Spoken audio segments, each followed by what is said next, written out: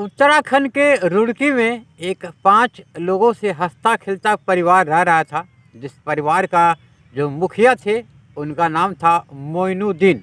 मोइनुद्दीन ये परिवार के मुखिया थे और उनकी पत्नी का नाम था आसमा।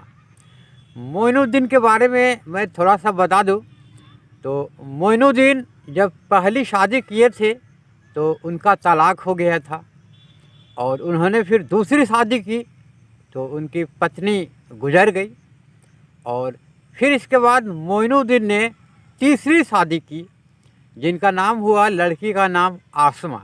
आसमा से मोइनुद्दीन ने तीसरी शादी की, जबकि आसमा भी पहले से शादीशुदा थी। आसमा पहले से शादीशुदा थी, लेकिन किसी कारणवश वो अपनी अकेला ज़िंदगी गुजार रही थी और इसके बाद मोइनुद्दीन से उसकी शादी हो गई। यानी आसमा मोइनुद्दीन की तीसरी पत्नी हो गई।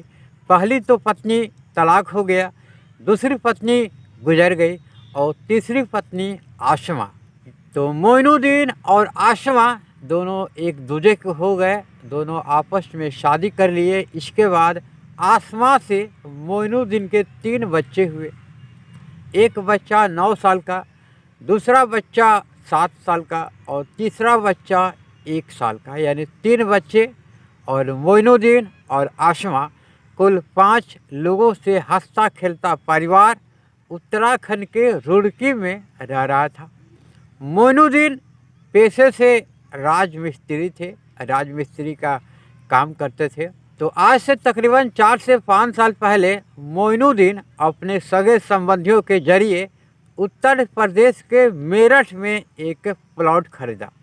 उन्होंने एक प्लॉट खरीदा कि शायद हो सकता है फ्यूचर में अगर ऊपर वाला हमें कुछ पैसे दें तो हम लोग यहाँ से उत्तर प्रदेश चले जाएंगे और मेरठ में हम लोग जा कर के बस जाएंगे। मेरठ में उनके कई सगे संबंधी थे, इसलिए वो भी सोचे कि हम उत्तराखंड के रुड़की में अलग फंसे हुए हैं, क्यों ना हम अपने सगे संबंधियों के पास चले जाएं।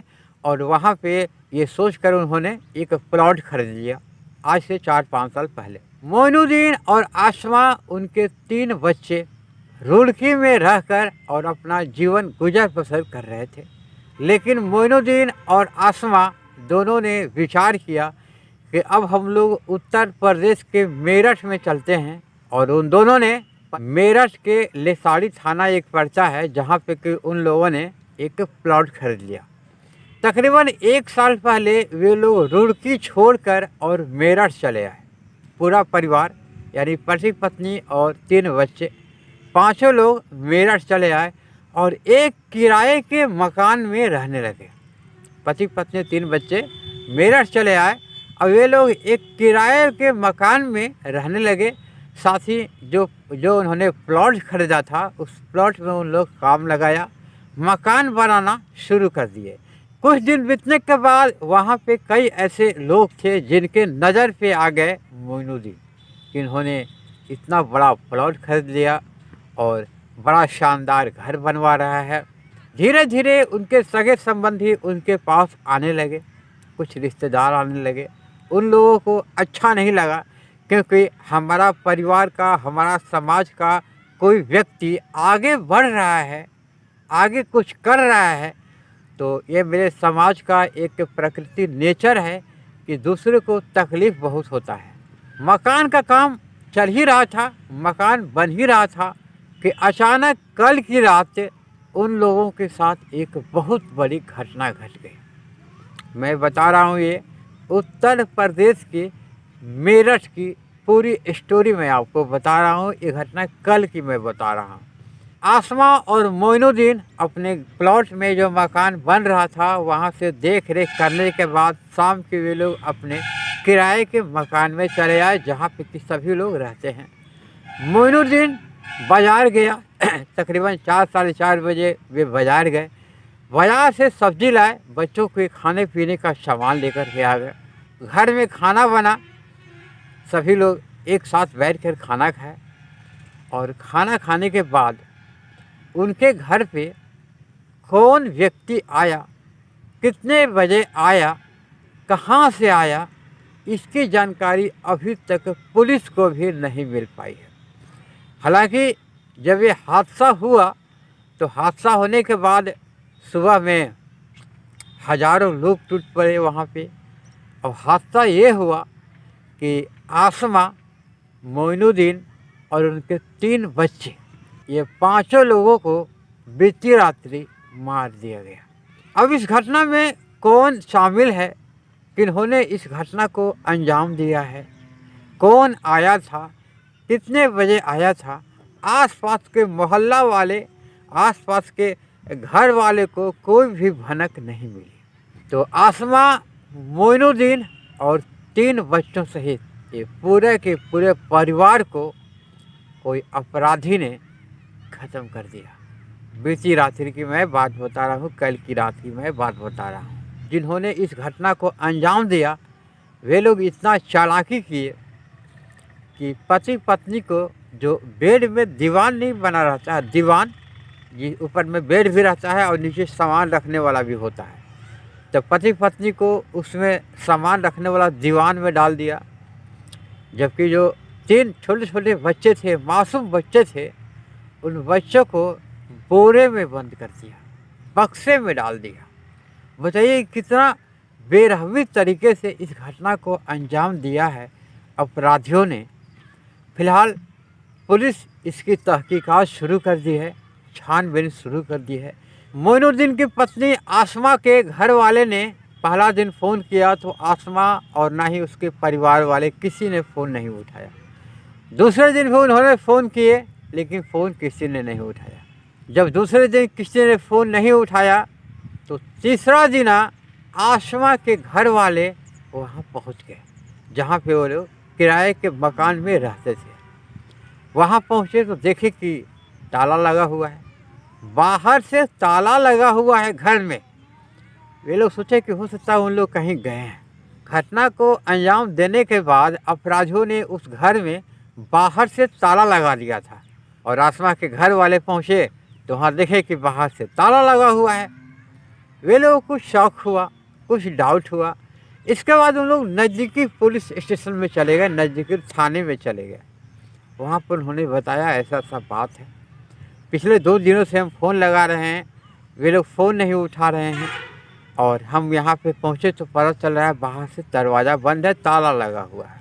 उन लोगों ने पुलिस से विशेष आग्रह किया, हाथ जोड़कर आग्रह किया कि सर 2 मिनट का समय दिया जाए और चला जाए, एक बार वहाँ देखा जाए।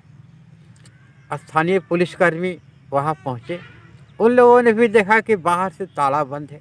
देखते ही देखते वहाँ पे काफ़ी भीड़ इकट्ठा हो गई। पुलिस की मौजूदगी में उस ताले को तोड़ा गया और जब ताला जैसे ही टूटा तो देखा गया है कि अंदर में सारा सामान बिखरा पड़ा है, सब सामान बिखरा पड़ा है।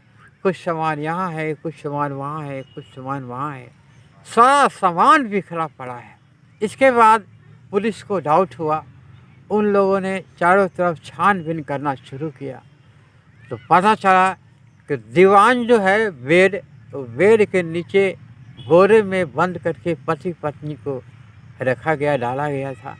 जबकि 3 मासूम छोटे छोटे बच्चे थे जिन्हें कि बोरे में बंद कर एक बक्से में डाल दिया गया।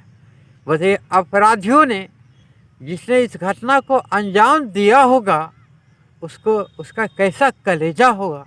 इस घटना को अंजाम देने के पहले उन्होंने जरा भी नहीं सोचा कि 3 छोटे छोटे मासूम बच्चे जिन्हें कि बताइए बक्से में डाल दिया था, पति पत्नी को बेड के अंदर दीवान में डाल दिया गया। तो ये घटना है मेरठ के लेसाड़ी गेट, एक थाना है जहाँ पर कि एक सोहेल गार्डन एक क्षेत्र का नाम है, वहीं की एक घटना है जहाँ पर कि हंसता खेलता 5 लोगों से परिवार, पति पत्नी और 3 छोटे छोटे मासूम बच्चे जिनकी उम्र कहें तो 9 साल, 7 साल और 1 साल हो रही थी, सभी को हमेशा के लिए उन लोगों को सुला दिया अपराधियों ने।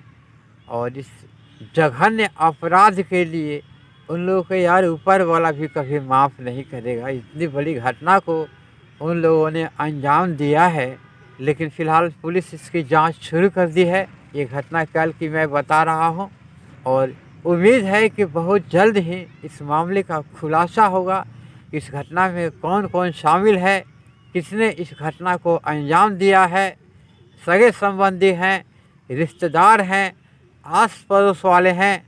अरे कहीं न कहीं कुछ न कुछ तो सुराग पुलिस को मिल ही जाएगी, नहीं मिलने की बात नहीं है। लेकिन ज़रा बताइए कि एक परिवार जो कि उत्तराखंड का रुड़की को छोड़ करके मेरठ में आकर बसना चाहा, उन्होंने एक ज़मीन खरीदा, ज़मीन में घर बनवाने लगा और किराए के मकान में रह करके हंसता खेलता परिवार गुजर बसर कर रहा था। और उन परिवारों के साथ कल की रात्रि पूरा का पूरा परिवार को अपराधियों ने समाप्त कर दिया, उन लोगों की जीवन लीला को समाप्त कर दिया। तो इसमें जो भी अपराधी होंगे ऊपर वाले भी माफ़ नहीं करेगा यार, उन लोगों को ऊपर वाले भी माफ़ नहीं करेगा। तो आप सभी से मेरा निवेदन है, गुजारिश है कि मेरा ऑपरेशन हुआ है, यहाँ पे गिल्टी हो गया था जिसकी वजह से ये ठीक नहीं हो रहा था और इससे मुझे ऑपरेशन कराना पड़ा। थोड़ा सा बोलने में भी दिक्कत होती है और आप सभी का मुझे सपोर्ट चाहिए। मेरे ज़िंदगी का ये आखिरी प्लेटफॉर्म है यूट्यूब, जहाँ से कि मेरा समय का अंत होगा। और शुरुआत तो कहीं से भी हो सकता था, लेकिन अब शायद कहीं से नहीं हो पाएगा। अब मेरा ज़िंदगी का आखिरी प्लेटफॉर्म यूट्यूब ही रह गया है। जो कुछ भी करना है हम घर पे रह के यूट्यूब पे ही करेंगे। आप सभी से विनती है, गुजारिश है, निवेदन है, मेरे चैनल को सब्सक्राइब कीजिए, वीडियो को लाइक कीजिए। मिलते हैं एक नए वीडियो में कुछ और नए जानकारी के साथ। तब तक के लिए नमस्कार, जय हिंद।